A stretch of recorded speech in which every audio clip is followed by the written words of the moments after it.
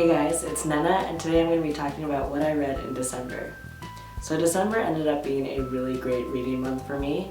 I read a couple books while I was home before the Christmas break, and then once I was home on Christmas break I finished 8 books, and I'm actually recording this a little bit early because I'm heading back to New York today. So I might be able to squeeze in one more book in December, but I'm not sure what that is yet. In total, I read 10 books in December, which is really good considering I normally read like 4, maybe 5. I started off the month with Jane Eyre, and this was on my classics that I want to reread list. Jane Eyre is a coming-of-age novel, and it's a story of a young girl who is an orphan and unloved, but as she grows up, she kind of figures out her place in the world and where she belongs. And I really love Jane's spirit. I did find it a little slow in the beginning when she was a child and going to school, but once she moved on from school and moved into her new position, I really started to enjoy it. She wasn't afraid to speak her mind or share her opinions while always being respectful, and she wouldn't let her lower station in life dictate the way that people treated her. So I really enjoyed Jane Eyre, and I gave it 4 out of 5 stars. Then I read Sass by P.L. Travers, and this book was sent to me by Virago Books for review.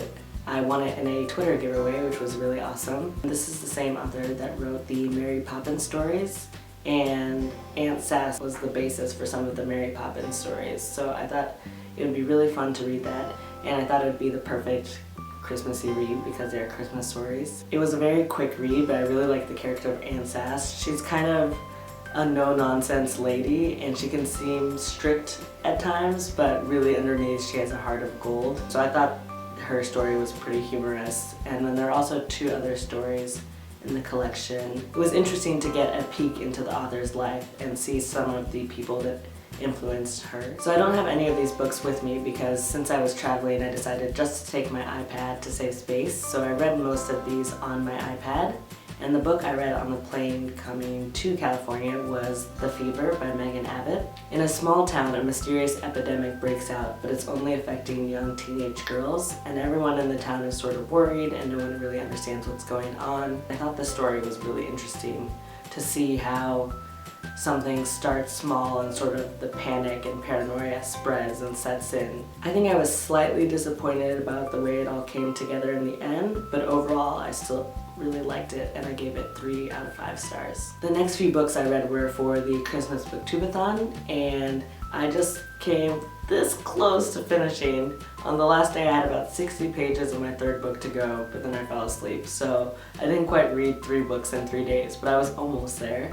And the first book I read for that was Dash and Lily's Book of Dares. Dash is browsing through the Strand one day, and he finds a red notebook, and in it are various clues to lead him to the person who left the notebook. So he starts to play along, and it's this back and forth between Dash and Lily. Lily's chapters were written by Rachel Cohn, and Dash's chapters were written by David Levithan, which I thought was an interesting detail. So you do get 2 different perspectives throughout the story. I thought this was cute. It's set in New York and involves a Strand, so automatically that's like plus for me. It also takes place around Christmas time, so it felt like a really great time to read it because it was December and I was picturing New York during Christmas, which is the best. Dash was not my favorite character. I thought he was I thought he was definitely pretentious, and there were a few times where I was like, oh god. I thought Lily was a better character and made up for some of the annoyance I felt toward Dash, but overall I thought the story was very cute, and I gave it 3 out of 5 stars. Then I read Dear Daughter by Elizabeth Little, and this is about a young woman who is convicted for the murder of her mother,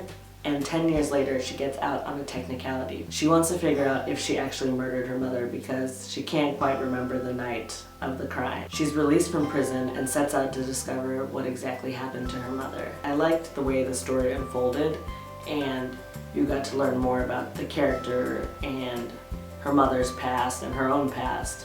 And there were some details that I was like, okay, I saw that coming, but other ones I was like, what? Whoa, and totally surprised me. So, I enjoy those little twists that change the way you think about what you'd read previously. In the end, I gave this one 4 out of 5 stars, and I actually filmed a full review of this, so hopefully that should be coming up in the next couple of weeks or so. The last book I read for the Christmas Booktubeathon was Perfume by Süskind, and this book was bizarro in a really good way. It's about a young boy who's completely unwanted from the very beginning of his life, and one interesting characteristic about him is that he has an amazing sense of smell. That's what really allows him to navigate society and move up. One day he smells a scent that is completely intoxicating, and his quest is to replicate this scent in a perfume form.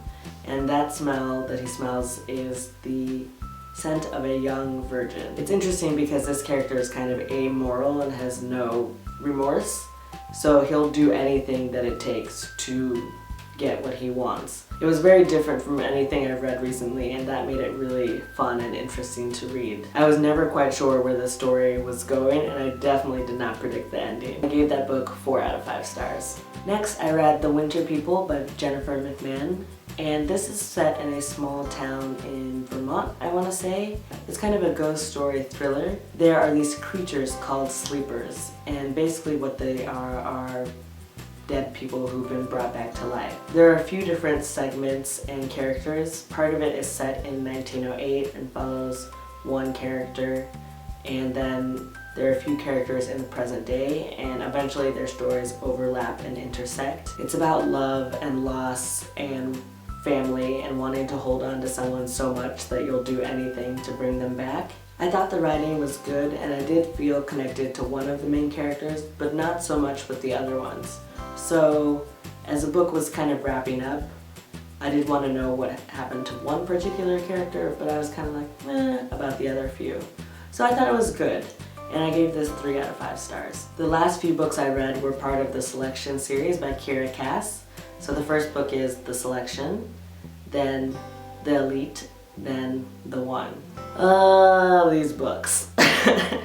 So the story is there's a kingdom, and once the prince is of marrying age, he goes through a process called the selection. All of these regular girls from throughout his kingdom apply for the program, and he chooses a group of them.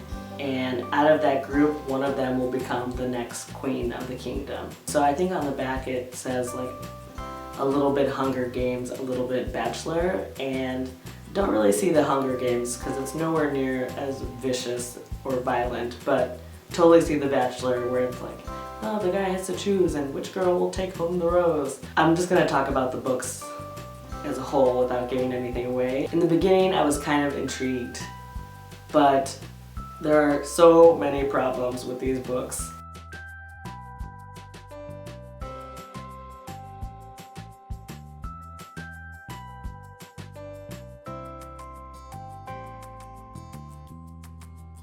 Like so many, yet I kept reading them. That's the thing. From book 1 I was like, this book has issues. But I read the second one and I read the third one. So, you know, what does that say about me? But I read each of them in like a day basically. I wouldn't recommend them, but I also did read all of them. So maybe you would want to read all of them too and then complain about them like I did. Like when I finished the last one I was just like, everyone is so frustrating. Why? I gave the first 2 stars, and I gave the last one 1 star. And I almost never give 1-star ratings, but I was just so frustrated. And it was worse, the third one was worse than the first 2, and the first 2 were already really bad. Anyway, I can't. That is everything that I read in December. Thank you so much for watching this video. If you want to talk to me elsewhere, I am on Goodreads and Twitter and Instagram, and I'll leave all my links below, as well as links to all of the books that I talked about in this video. And hopefully I will be back very soon with my favorite books of 2014 and then some of my 2015 bookish and reading goals. I'll see you guys in the next video. Bye!